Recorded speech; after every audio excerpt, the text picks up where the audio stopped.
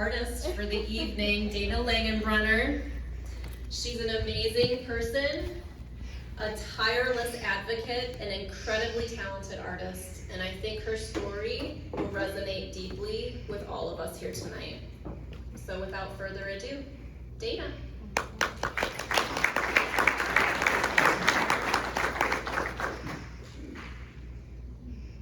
Can everyone hear me? Yes. Okay, good. Maybe. We'll see. So, oh my goodness. Yes, in typical art fashion, I have to bring almost my entire art studio with me. I first off want to thank Child Focus for letting me share my story. I've never been able to share my story and paint art at the exact same time, so to me this is super exciting. I've also have never felt more like Bob Ross in my entire life. But unfortunately, unlike Bob Ross, I won't be painting any happy little trees tonight. But that's okay. I'm hoping that this will resonate with some. If not, hopefully it's enjoyable to watch. I apologize for getting all my supplies out. Anyone know any funny jokes? Break this silence. Why did the chicken cross the line? Alrighty, Rue. To get to the other, gosh darn. That's why you're the CEO, right? Okay. So, like I said, this is very exciting for me to share my story. I even drove all the way from the west side of Cincinnati, so you know, you know how exciting this is. All right, can everyone? Yes, for those of you all the way in the back, hopefully you can see, hopefully this all works. My worst nightmare is to fall off the stage and or trip into the paint, so hopefully we all can see. Okay, like I said, I am a West Sider. I was born and raised on the west side of Cincinnati, and in true typical West Side fashion, I attended all local West Side schools. So I went to grade school, I went to high school, and I even went to college on the west side of Cincinnati. I went to Mount St. Joe University. I guess it's big enough now to call it a university. There were like 10 people there when I went there. Thank you for all laughing at that. I apologize if there's any Mount people here. I loved it though. It was there that I was able to really find my passion for art. I was really able to find my own style, and I graduated in 4 years with a Bachelor's of Fine Arts, a minor in psychology, and a concentration in art therapy, a degree that my parents often reminded me was super lucrative.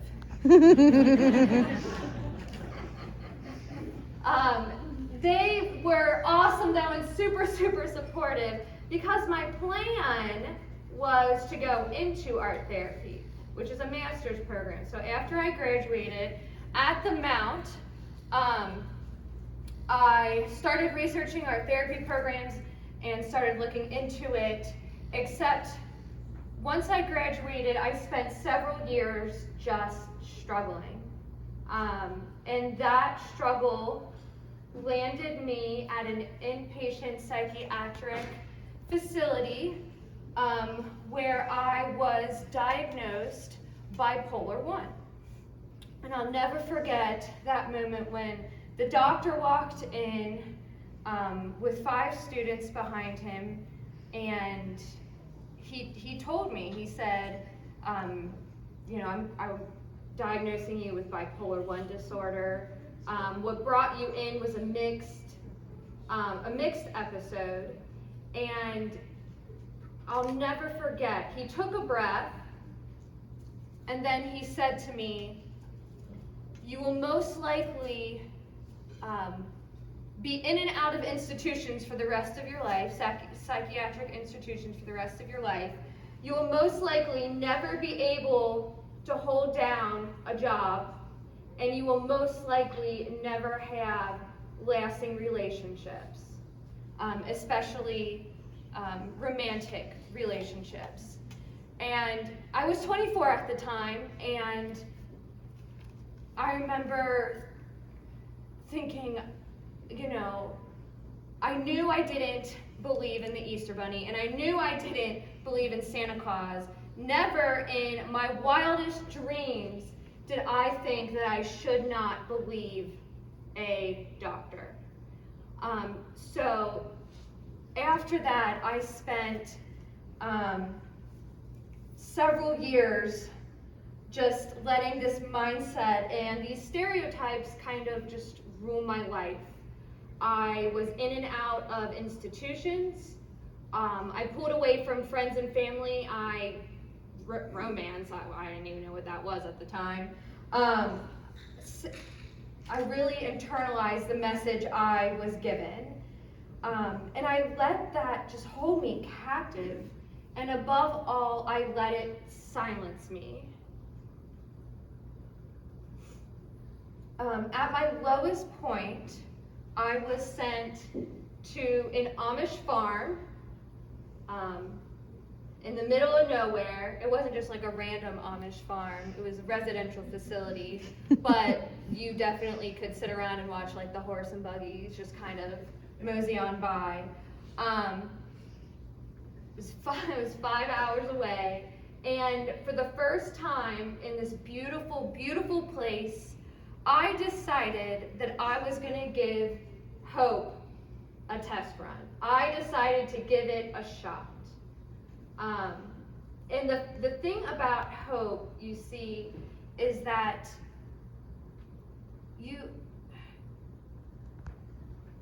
when you feel pain, that's one thing, right?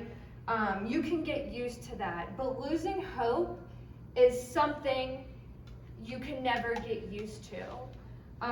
Losing hope is like the death of your absolute favorite person.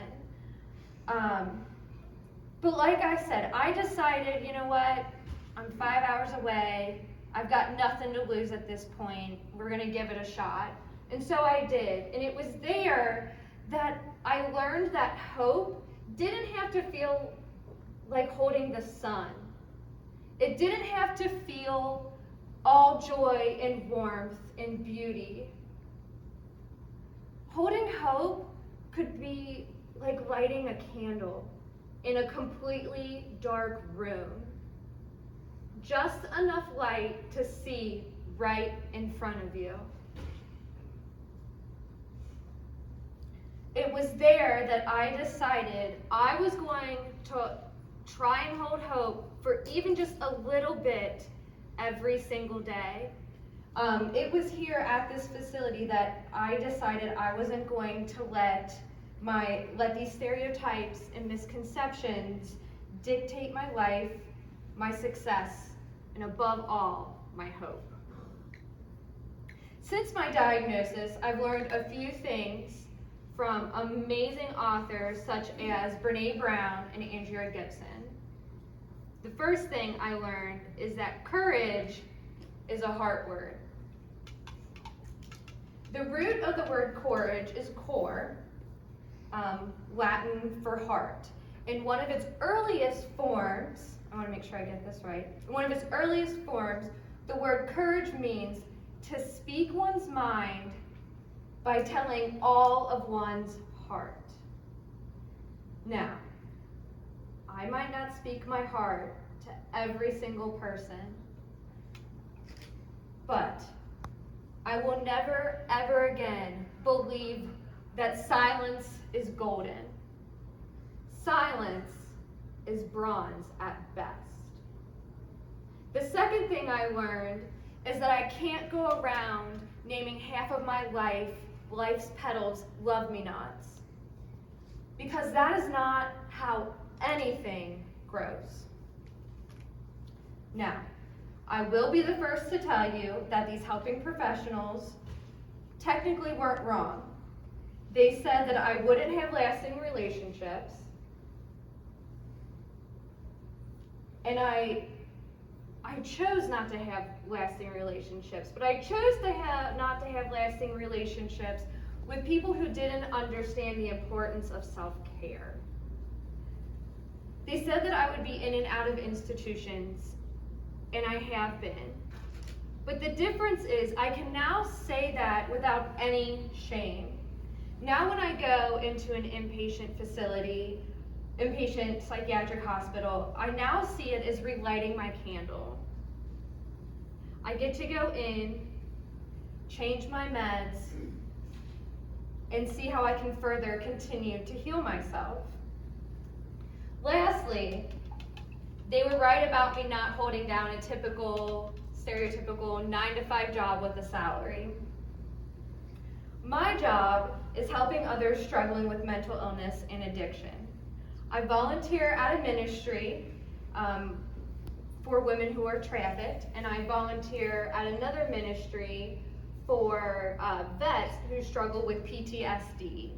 And in both of these places, I get to work with them through art.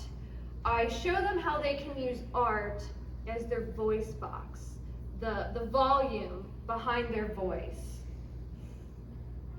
And by doing so, they're able to find words that they need to be able to heal.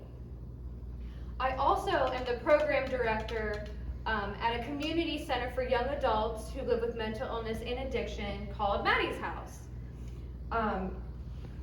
Every day we're open, I get to show up for these young adults who have been taught, just like me, that silence was golden.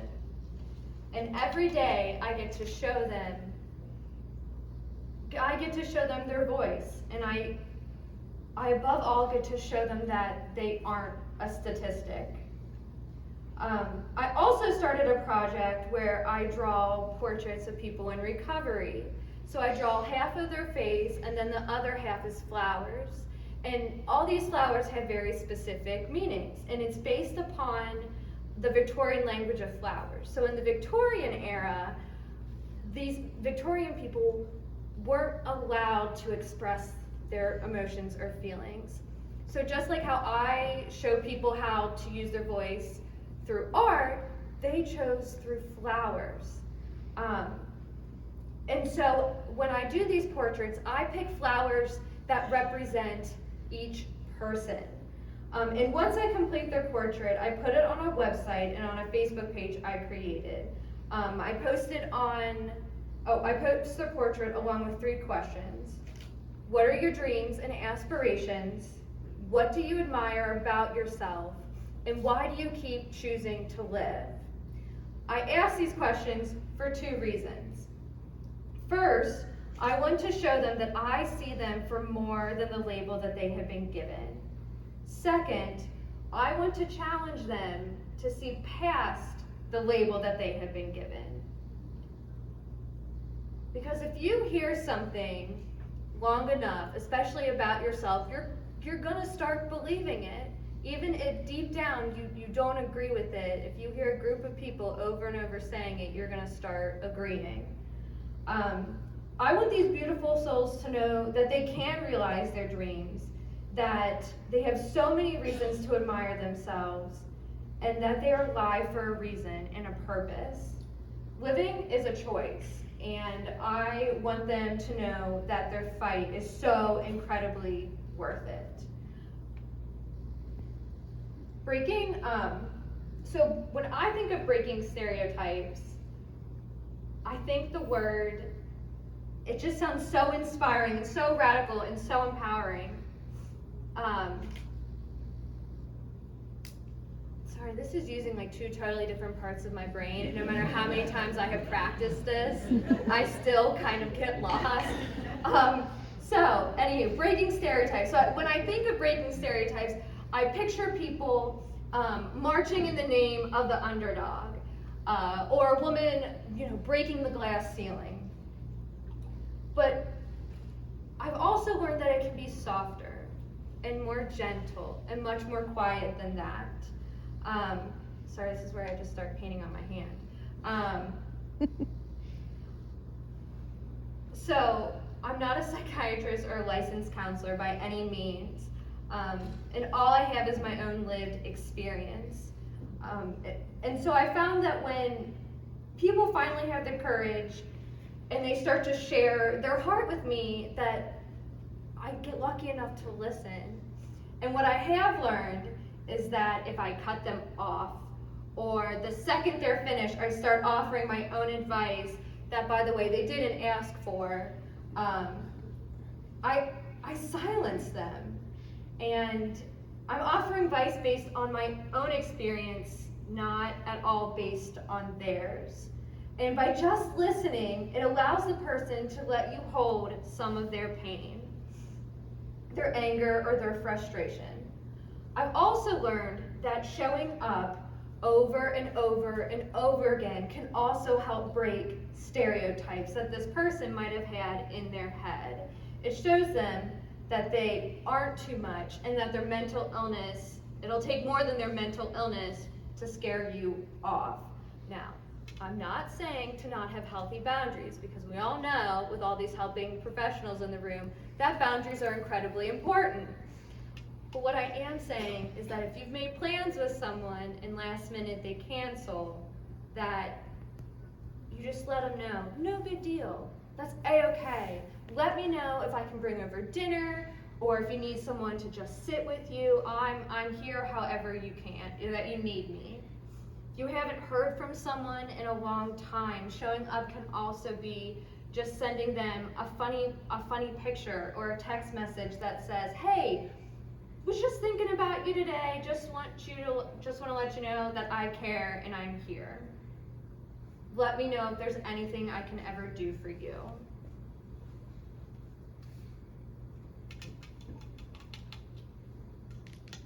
So lastly, as I kind of wrap this up here, I want to share something that helped me a lot when I was figuring out what hope felt like. I stumbled upon this beautiful poet named Andrea Gibson, and she wrote a poem called Angel of the Get-Through. And when I first heard this poem, I'm not gonna lie, I absolutely cried, because the poem felt like she had written it for me. She had actually written it for a friend who was also struggling at that time. And I'm not gonna torture you with the whole poem, but I do want to share my absolute favorite part. The line goes, best friend, this is what we do. We gather each other up. We say the cup is half yours and half mine, and alone is the last place you will ever be.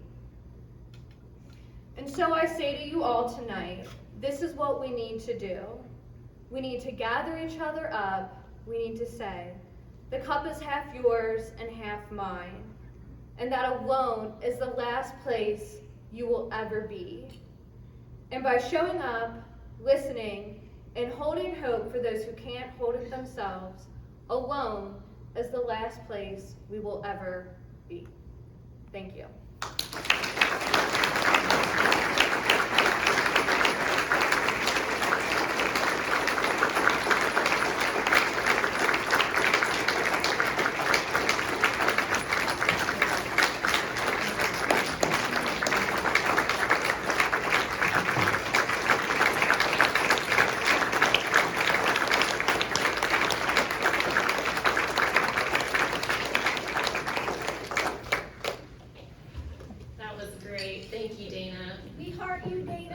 We are Dana. Isn't she amazing? And I only got a little bit of paint on these brand new pants, so. That's a win. That's a win.